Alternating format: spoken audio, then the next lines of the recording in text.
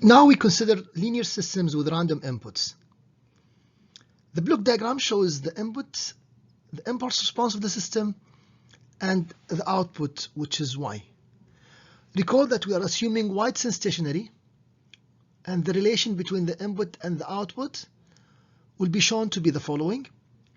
This box is showing the summary of what we're going to do.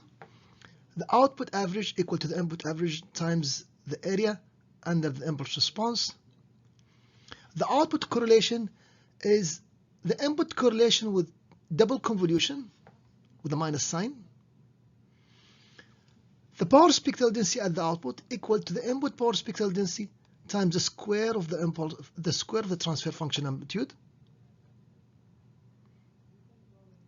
And we're going also to see some cross-correlation relations. That's basically all what we're going to do in this part. The outline, the convolution equation, mean and mean squared value of the system response, autocorrelation function of the response, cross-correlation function of input and output, system evaluation using random noise, spectral characteristics of system response, and cross power density spectrum of input and output. Random signal response of linear systems. Linear systems fundamentals, we have an input. This time it's going to be random, the impulse response and the output. We assume the system is linear, which means superposition applies. The system is stable, and we assume that it's time invariant system. A shift in the input is just going to result a delayed or shifted output. The relation between the input and the output is related using convolution. Okay, we're keeping the colors for ease of match. So the output is equal to the input convolved with the impulse response. Recall that we can apply the shift to the signal or to the input itself, or to the signal or to the impulse response. Now, this equation is having small letters, which means we are dealing with deterministic signals. We'll get the same relation if we apply the random process. You can see we have capital X and capital Y now. We're going to use this relation as a fundamental relation to derive the relation between the input and output average and what have you. Now, the title here says mean and mean squared value of a system response. We are going to assume y is stationary all the way. So we are going to assume integration and expectation are exchangeable. So if you look at the output, the last equation now, y equal to the convolution between the impulse response and the system. If you take the expectation of both sides, then we can say now we can reorder the integration, the expectation inside the integration as we assumed here. And that's nothing but if it's y is stationary, and any shift as a result is no change, so this is equal to x bar, which is shown here, times the area under the impulse response. This is the output. This is the first relation. The output average equal to the input average times the area under the impulse response. Now for the mean squared value, it's equal to the expected value of the square. Apply the same equation that we have seen before. So we have double integration, or we have y times y. Now we're using different variables here, lambda 2, lambda 1. Okay. And now if you reorder the expectation with the integration, we get this part because of stationarity. This is equal to the expected value of x squared. And now we can see we have double integration. So in general, here is the general, we can simplify this later on. But for now, the output, the mean squared value, equal to the correlation of the input, and there is double integration here. There is double integration. So this is one of the formulas we need to keep in our mind.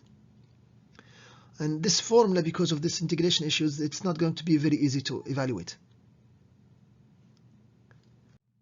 Now, let's look at a special case, the white noise example. So what comes next now is not general, it's just for white noise.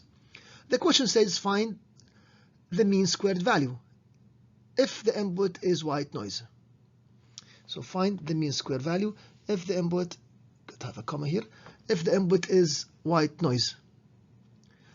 So white noise, if you recall, means the correlation, the autocorrelation is a delta, okay, and it's scaled by n0/2 in time. So you can call this tau if you like, or the difference between two different times. This is, so we can have tau here and tau here. Now recall that n0 is a positive real constant, and if you apply in the double integration to find the mean squared value of the output, and now we have delta. The beauty about delta is going to make the integration is much easier. So n0/2 will be outside the integration, and we'll use the shifting property. So we can say now that this has delta will only have a value when lambda1 equal to lambda2. So we can choose one variable lambda2 or lambda1 and drop the other variable. Okay, so recall that this delta will have 0 outside except at where the argument equal to 0. So where lambda1 equal to lambda2. So now we can change the variables lambda1 to lambda2. We can have only one variable. In our case now we chose lambda2. So the result of this is n0/2. So we can say under the white noise condition assumption, the output signal to noise ratio, the output, mean squared value will be n0/2 times the area under the square of the curve. So the larger the area, the higher the output power, or the output mean squared value. Autocorrelation function of the response, autocorrelation function of the output. We have seen how to find the expected value, or the mean of the output process. We have seen how to find the expected value of the square, the mean squared value, and now it's time to see how to find the correlation of the output. Without going into details, the expected value of the outcome, or the autocorrelation of the outcome, is defined as such, and we can prove that it's related to the input autocorrelation function using double convolution. Okay, twice or two-fold convolution, with one with a minus sign, as we can see here.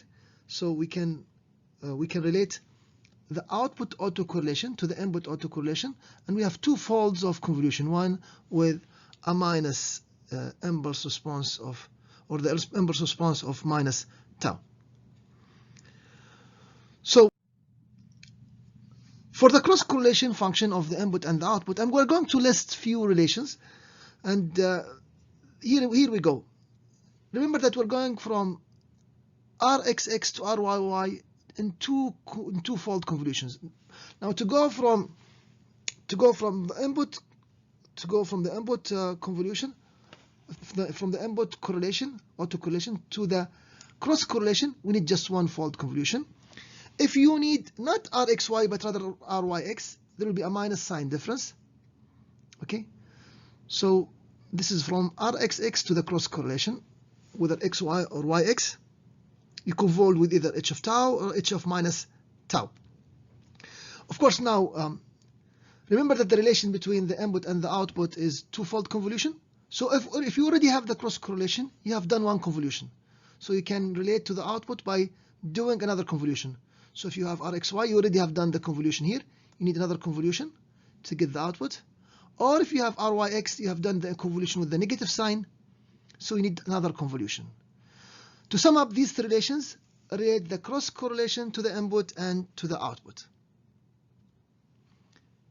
In the case that the input and the output are jointly White-Sense stationary, okay, in the case that the input is White-Sense stationary and we have a linear system, the output will be also White-Sense stationary, and both of them, they're going to be jointly White-Sense stationary.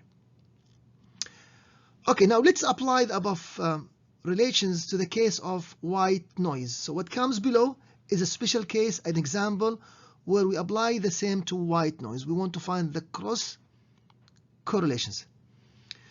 So for the first case, we need to convolve.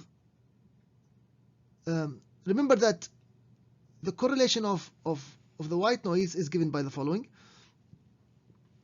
It's n over naught times delta. Applying convolution with that, we get the following expression. Now remember that delta with integration make things simple, because I just need to substitute for the case of I need to substitute for tau for the case of the following expression. Here we have n naught over 2, it goes outside the integration, and we have the shift, which is tau. Remember that delta is kind of symmetric, so we get the following delta of t minus tau. We get the following expression. So you substitute where the coefficient of delta equal to 0. That means tau equal to lambda. Replace tau with lambda here, and you get the outcome. You can also find Ryx, and the only difference is there will be a minus sign here, and then you get n naught over 2 times h of minus tau. So we can say that the cross correlation for the special case of white noise, we got the following expression. Now, we can use this identity to evaluate systems using random noise. How? Let's see. Recall that the cross correlation equals to n naught over 2 times h of tau. That's for the case of white noise, of course. If we apply white noise, this is what we get. Now, what if we want to know the system? So we want to find h. Solving for h give you that the impulse response of the system is the cross correlation scaled by 2 over n naught. We can use this fact and estimate the impulse response, since we can estimate the cross correlation using a measurement, and hence we can get an estimate of the impulse response. Now, looking at this block diagram, you can see here that we can apply an input. This input is now white noise with the following autocorrelation, and then we can apply it to this unknown system which we want to identify or evaluate. We'll get the output.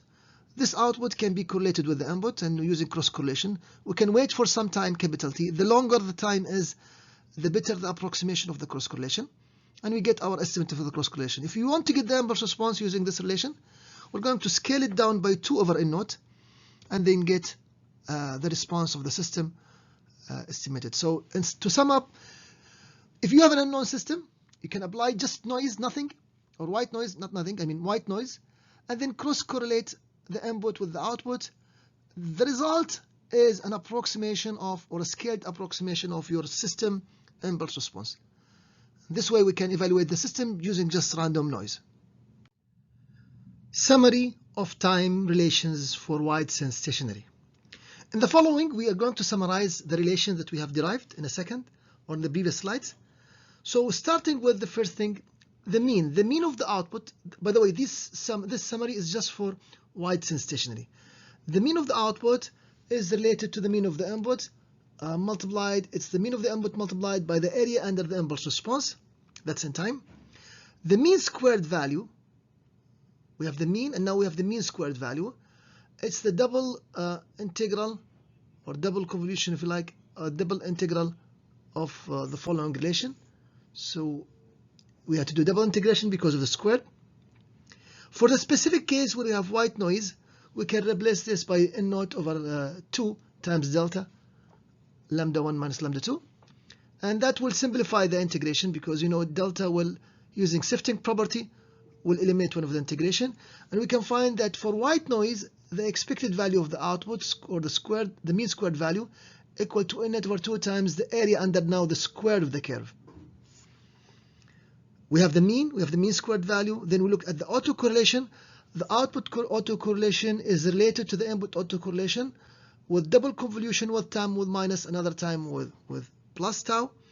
We have also found and explained the cross correlation, okay, where we relate the input and the cross correlation, the output and the cross correlations. For the case of white noise, we have seen that the cross correlation is given by the following expressions, and we have used this to identify the system.